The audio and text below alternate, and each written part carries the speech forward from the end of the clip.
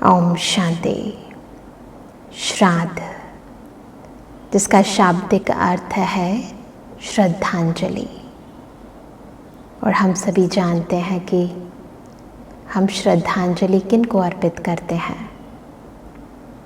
वो जो कभी हमारे बीच थे, आज नहीं हैं, देह में नहीं हैं, परंतु दिलों में हैं,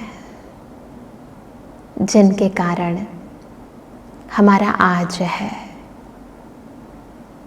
वो ना होते, उनकी शिक्षाएं ना होती, उनकी प्रेरणाएं ना होती, उनके दिए गए संस्कार ना होते, तो हमारा वजूद अपूर्ण था। जिनको हम बहुत प्यार करते हैं और प्यार करते रहेंगे, तो ऐसी विशेष आत्माओं के प्रति अपने मन के उद्गार प्रकट करना, ये भारत देश की विशेष परंपरा है और हम सबका विशेष सौभाग्य है जो ऐसे देश में हमारा जन्म हुआ है, जहाँ पितरों के प्रति इतना विशेष सम्मान किया जाता है। इसी कारण यूँ तो प्रत्येक मास की अमावस्या उस पर श्राद्ध किया जा सकता है, परंतु विशेष तौर पर भाद्रपद मास की पूर्णमासी से लेकर अश्वनी मास की अमावस्या तक प्रतिवर्ष हम श्राद्ध मनाते हैं। और इन कुछ 15-16 दिनों में हम अपने पूर्वजों के प्रति श्रद्धा सुमन अर्पित करते हैं, तर्पण करते हैं, अर्पण करते हैं, पूजा करते हैं, विभिन्न विधि विधान करते हैं। जो कुछ उन्हें पसंद था, जो वो चाहते थे, जब हमारे सामने वो जीवित थे, उसी अनुसार हम सब कुछ करते हैं। उनको याद करते हैं, उनके प्रति सम्मान करते हैं, उन्हीं के नाम से दान पुण्य करते हैं, ताकि वो आज जहाँ भी हैं ना, क्योंकि आत्मा तो अजर है, अमर है, अविनाशी है। भले उस शरीर में वो आज नहीं हैं जिसमें हमने उन्हें अपना माता पिता दादा दादी वो समझा या माना, परंतु इसी दुनिया में किसी न किसी वेश में, किसी और देह में वो आज भी हैं। और क्योंकि ये श्राद्ध उस आत्मा के प्रति है, तो वो जहाँ भी हैं, जिस भी देह में है, जिन भी लोगों के बीच में है, हमारे मन के भाव, हमारी ये श्रद्धा भावना, हमारा ये सम्मान, हमारी ये पवित्र याद उन तक ज़रूर पहुंचती है। दुनिया में भी जब कोई व्यक्ति जीवित भी होता है और हमसे दूर चला जाता है, कई बार ऐसा होता है ना, हम उनको याद करते हैं, हमारे बीच नहीं है, बाहर किसी और कंट्री में है, और तुरंत उनका फ़ोन आ जाता है और हम क्या कहते हैं, अभी आपको याद ही तो कर रहे थे। तो ये कौन सा कनेक्शन है? कई बार हम इसको टेलीपैथी कह देते हैं। ये मन का मन से कनेक्शन है, आत्मा का आत्मा से कनेक्शन है।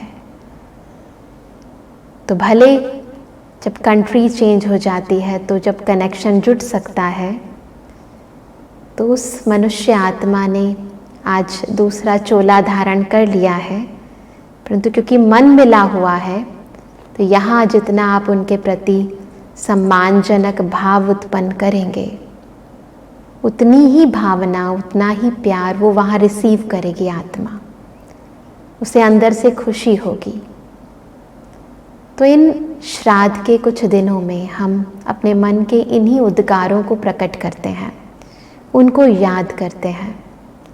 न केवल उनको, परंतु यदि हम सच में अपने आप को ईश्वर की संतान मानते हैं, तो संपूर्ण संसार की प्रत्येक मनुष्य आत्मा का दायित्व इस वसुधैव कुटुंब की भावना को अपने मन में धारण करते हुए हमारे मन में हर एक आत्मा के प्रति ये भाव रहता है कि वो जहाँ भी है ना, जो भी कर्म कर रही है वो सुखी रहे, शांत रहे। तो न केवल वो जिन्हें हम जानते हैं, परंतु वो आत्माएं भी जिन्हें भले हम नहीं जानते, जो अतृप्त हैं। कई बारी हमारे अपनों की मृत्यु या परायों की मृत्यु, जिन्हें हम टेलीविज़न पर देखते हैं या हम अड़ोस पड़ोस में सुनते हैं, नहीं भी सुनते तो जानते तो हैं कि बहुत सारे ऐसे लोग हैं जो अचानक मृत्यु को प्राप्त कर लेते हैं, तैयार नहीं होते मेंटली ना, पहले से उन्हें पता ऐसा नहीं होता, एक्सीडेंटल मृत्यु हो जाती है। कई लोग सुसाइड अटेम्प्ट कर लेते हैं। तो ऐसी आत्माएं जो तृप्त नहीं होती हैं, तो ऐसी आत्माओं को भी शांति मिले, उनके अंदर जो अतृप्ति है वो भी तृप्त हो जाए। क्या चाहिए हर एक आत्मा को? शांति ही तो चाहिए, सुख ही तो चाहिए, प्रेम ही तो चाहिए। तो जब सच्चे दिल से हम उन आत्माओं के प्रति ना ये सोचते हैं कि वो आत्माएं शांत रहें, वो भी सुखी हों, उनको भी प्रेम मिले ना, उनकी भी आगे आने वाली जो जर्नी है, क्योंकि प्रत्येक मनुष्य आत्मा एक यात्री की तरह ही तो है, एक स्थान से दूसरे स्थान पर जन्म पुनर्जन्म की साइकिल में आती रहती है। तो अपनी आने वाली जर्नी बहुत ही सुचारू रूप से, सुखद रूप से करें। तो ऐसी भावनाएं हम अपने मन में जागृत करें। कई बारी कईयों के मन में आता है, क्योंकि जब हम श्राद्ध करते हैं तो विभिन्न विधि विधान करते हैं, ब्राह्मणों को खिलाते हैं। तो कई लोग पूछते हैं कि यदि हमारे घर की स्थिति ऐसी नहीं है कि हम इतने लोगों को खिला सकें, है ना, होता है, हर एक की अपनी अपनी फाइनेंशियल कंडीशन होती है, तो क्या हमारा श्राद्ध नहीं पहुंचेगा? परंतु फिर वही बात आती है, क्योंकि श्राद्ध का अर्थ मतलब तो वही है ना, श्रद्धा भावना ना। श्राद्ध अर्थात श्रद्धांजलि, और श्रद्धांजलि तो मन से की जाती है, धन से नहीं की जाती है। हम ऊपर से करें परंतु अंदर में अपने कारोबार में बिजी रहें, तो वो भावनाएं चाहे आपकी कितनी भी महंगी हो, कितना भी आप किसी को खिलाओ पिलाओ, वो नहीं पहुंचती। परंतु मन के उद्गार, जितना अंदर सच्चाई है, सफाई है, उनके प्रति शुभ भावनाएं हैं, यदि आप धन से कुछ नहीं भी कर पाते हो, परंतु वो ज़रूर पहुंचती है, क्योंकि मनुष्य आत्मा को आप ये भावनाएं पहुंचा रहे हो। आत्मा जो कि देह से अलग है ना, जो भावनाएं कैच करती है, जो धन कैच नहीं करती, जो स्थूल पदार्थ कैच नहीं करती, है ना। हम लोग तर्पण करते हैं, अर्पण करते हैं, वो करना है, ऐसा नहीं, हम मना नहीं करते हैं, परंतु उनके पीछे जो भावनाएं हैं उनको समझकर फिर करना है ना। हम पवित्र ब्राह्मणों को क्यों खिलाते हैं? क्योंकि हम समझते हैं पवित्र आत्मा के मन की भावनाएं उन तक ज़रूर पहुंच जाती हैं। हमारे मन में भले व्यर्थ संकल्प हों, परंतु जब हम ब्राह्मणों को खिलाते हैं तो वो जब मंत्रोच्चारण करते हैं, विधि विधान कराते हैं, तो उस विधि से सिद्धि ज़रूर मिलती है ना। वैसे भी हम देखते हैं कि हिंदू कल्चर है कि जब भी हम कोई अच्छा कार्य प्रारंभ करते हैं, क्योंकि हम देखते हैं कि श्राद्ध जब खत्म होते हैं तो उसके उपरांत क्या आते हैं? नवरात्रे आते हैं ना, नवरात्रे। तो सब नए कार्य प्रारंभ करते हैं, परंतु श्राद्धों में नए कार्य नहीं करते। तो कई लोग इसे अशुभ भी मान लेते हैं, परंतु नहीं, यह अशुभ नहीं है। क्यों अशुभ नहीं है? क्योंकि ये तो आधार है, नींव है। जब तक नींव मजबूत नहीं होती तब तक बिल्डिंग बनना स्टार्ट नहीं होती है। ऐसे ही जैसे हम कोई भी शुभ कार्य करना प्रारंभ करते हैं तो उससे पहले हम पूजा अर्चना करते हैं, तो उसके दौरान हम क्या करते हैं, देवी देवताओं की पूजा करते हैं ना। और हम मानते हैं कि आज हर एक के कुल की अपनी देवी और देवता होता है, यानी हम सभी देवी देवताओं के कुल के हैं। तो एक तरह से हम अपने पूर्वजों की पहले पूजा करते हैं और उसके बाद शुभ कार्य प्रारंभ करते हैं, ताकि जो भी नेगेटिविटी है हमारी लाइफ के अंदर, जो कई बार ऐसा होता है कि हमारे पूर्वज जो हैं वो किसी कारणवश, है ना, उनकी कोई इच्छा अपूर्ति के कारण उनकी जो मन की कामनाएं रह गई हैं, उस कारण वो नेगेटिविटी हमारी लाइफ के अंदर अवरोध पैदा करने लगती है। हम कुछ करने लगते हैं, फिर रुकावट आ जाती है, फिर कुछ करने लगते हैं, तो कई लोग कहते हैं पितृदोष है। तो पितृदोष ना हो, वो नेगेटिव एनर्जीज का इफेक्ट हमारी वर्तमान स्थिति में, वर्तमान कार्यों में ना पड़े, उसके लिए ये पितृपक्षों के अंदर हम उनको संतुष्ट करते हैं, उन्हें तृप्त करते हैं। तो ये एक विधि है। कोई भी शुभ कार्य, कोई भी नया कार्य प्रारंभ करने से पहले तो एक आवश्यक तरीका है ना, इसकी आवश्यकता है। इसके बगैर आपकी बिल्डिंग, आपका नव कार्य जो है वो प्रारंभ नहीं हो सकता। तो जब हम श्री गणेश जी का विसर्जन कर देते हैं, तो उसके बाद नवरात्रि आने से पूर्व, नव कार्य प्रारंभ करने से पूर्व, हम इन श्राद्ध के दिनों में उन सभी एनर्जीज को तृप्त भी करते हैं, और वो एनर्जीज जो रुकावट, नेगेटिव एनर्जीज जो रुकावट का कारण बन सकती हैं, उनको भी शांति का दान देते हैं, उनको पूजा पाठ, है ना, दान पुण्य के द्वारा तृप्त करते हैं, ताकि नवरात्रों में जो हम नया कार्य प्रारंभ करने जा रहे हैं उसमें कुछ रुकावट ना आए। तो हमें समझना है कि ये विधि है, इस विधि को यथार्थ समझना है हमें, और यदि इसी अनुरूप हम कार्य करते हैं तो आप कोई भी नया कार्य जब प्रारंभ करेंगे आपको दिक्कत नहीं आएगी। तो पितृपक्ष के अंदर ये जो पाक्षिक है, ये जो 15-16 दिन है, इनके अंदर हमें पूरे दिल के साथ, श्रद्धा भावना के साथ, जो भी हमारे पूर्वज हैं, आपके दादा हैं, आपकी दादी हैं, आपकी माता जी हैं, आपके पिताजी हैं, उन सभी आत्माओं को हमें अपने मन के श्रद्धा सुमन अर्पित करने हैं। दिल से कहना है कि आप जहाँ भी हैं, आप जिस भी वेश में हैं, आप सुखी रहें, आप शांत रहें, आपका जीवन समृद्ध रहे, धन धान्य से, सुख चैन से परिपूर्ण रहे, है ना। इस प्रकार से यदि भावनाएं हम क्रिएट करते हैं तो वो लोग वहाँ भी तृप्त रहते हैं और उनकी दुआएं भी हमें प्राप्त होती हैं, है ना। और दुआएं हमेशा मनुष्य आत्मा को आगे बढ़ाती हैं। और कई बार ऐसा भी होता है कि जब वो जीवित थे तो हम उनके मन की कामनाएं पूर्ण नहीं कर पाए, या हमने कुछ ऐसा कर दिया जो उनकी इच्छाओं के विरुद्ध था, तो बाद में हमें पश्चाताप होता है। तो इन दिनों में इस पश्चाताप को भी हम दूर कर सकते हैं, उन आत्माओं से माफ़ी मांग सकते हैं, क्षमा याचना कर सकते हैं, ताकि उनके अंदर वो जो हमारे प्रति भावनाएं थी, क्योंकि आप यदि किसी का कहना नहीं मानते तो डेफिनेटली उसके मन में आपके प्रति कुछ तो भावनाएं होंगी ना, नेगेटिव भावनाएं उजागर हो ही जाती हैं कि मेरा बेटा मेरा कहना नहीं मानता, मेरी बेटी मेरा कहना नहीं मानती। तो उनसे क्षमा याचना करना बहुत ज़रूरी है। तो आप अपने पश्चाताप को भी इन दिनों में दूर कर सकते हो, है ना। तो कई तरह की विधि विधान होते हैं, परंतु उन सभी विधि विधानों का जो मूल अर्थ होता है वो यही होता है कि उनको प्रसन्न करना।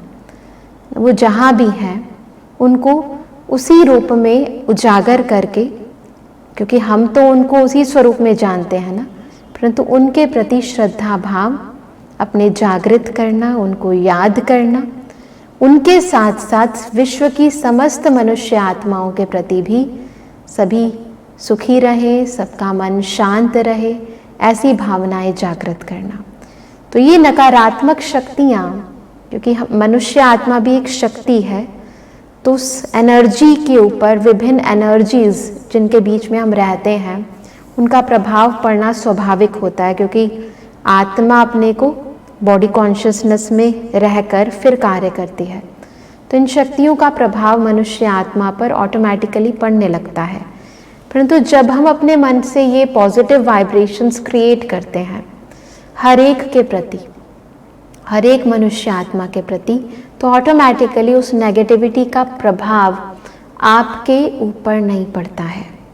इसलिए हम सभी को विशेष तौर पर इन दिनों पर, परंतु वैसे देखा जाए तो हर रोज़ कुछ समय निकालकर ज़रूर प्रत्येक मनुष्य आत्मा के प्रति ये मनसा सेवा ज़रूर करनी चाहिए। तो अभी हम कुछ पलों के लिए, आप सभी के भी होंगे पितृ, है ना, सभी के होते हैं माता पिता, दादा दादी, नाना नानी, है ना, और भी कोई रिश्तेदार हों उनको भी इमर्ज करें, और संपूर्ण विश्व की समस्त आत्माओं के प्रति भी हम कुछ पलों के लिए ये पॉजिटिव वाइब्रेशंस क्रिएट करेंगे, उनको श्रद्धा सुमन अर्पित करेंगे, उनके प्रति शुभ भावनाएं और शुभकामनाएं रखेंगे। तो सभी कुछ पलों के लिए एकदम मन को शांत करें, देह को हल्का छोड़ें, बिल्कुल हल्का,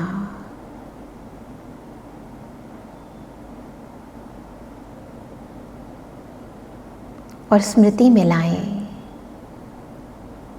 अपने उन पितरों को, उन विशेष आत्माओं को जिनके कारण आज हम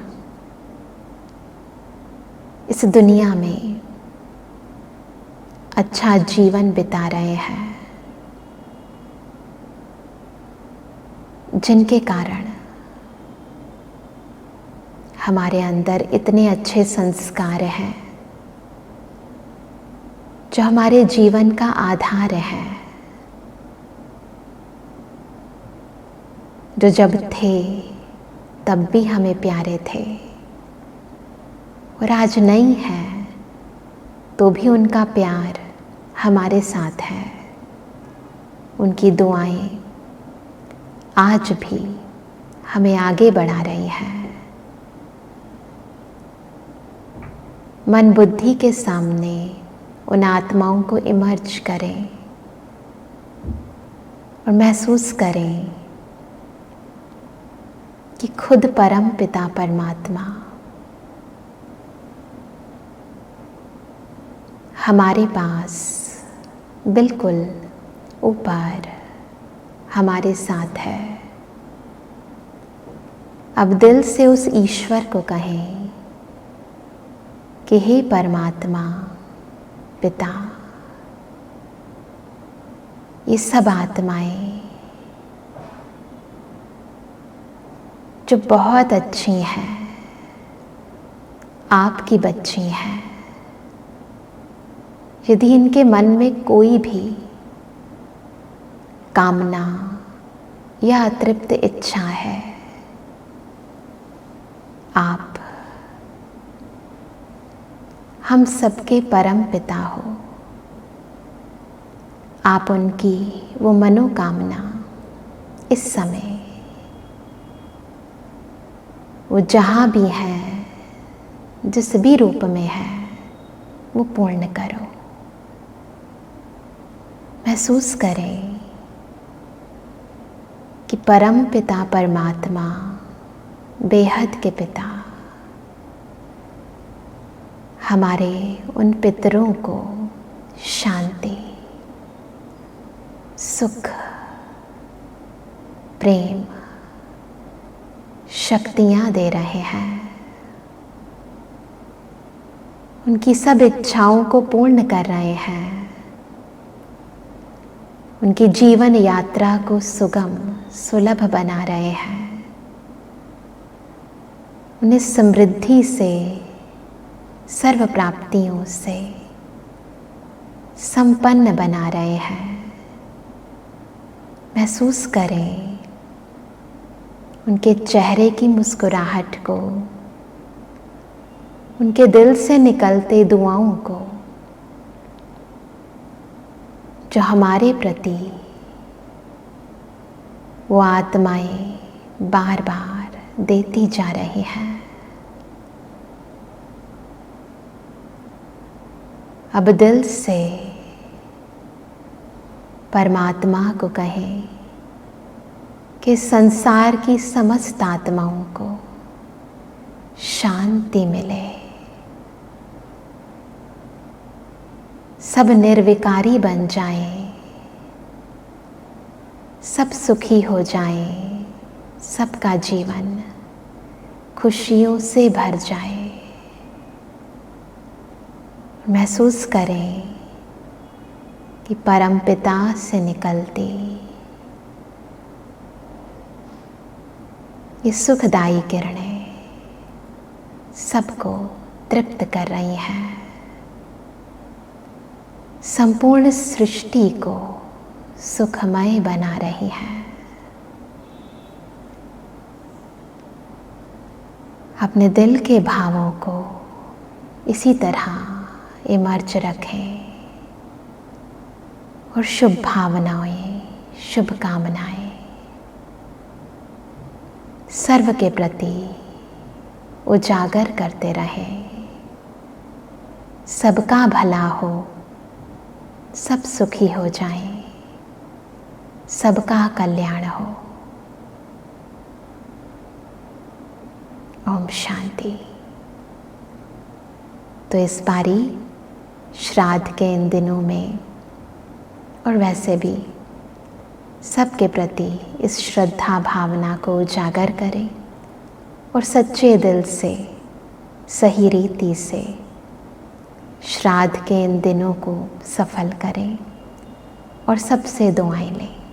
यही हमारी शुभ भावना है। ओम शांति।